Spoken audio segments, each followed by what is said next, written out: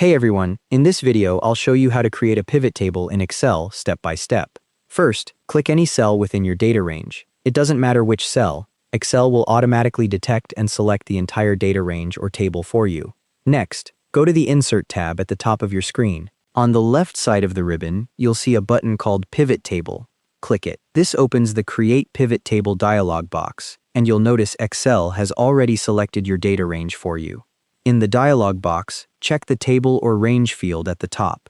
You should see your data range address or table name displayed there.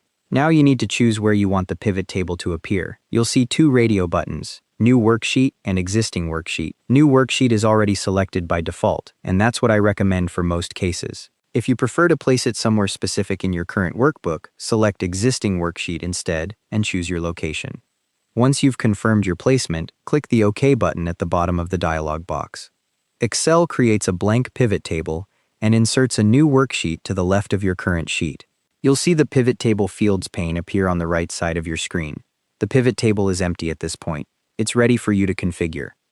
Now comes the part where you build your pivot table. In the Pivot Table Fields pane on the right, you'll see a list of all your column headers at the top.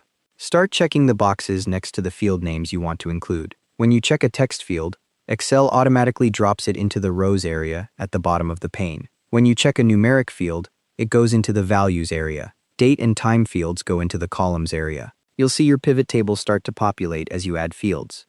If the automatic placement isn't what you want, you can rearrange everything.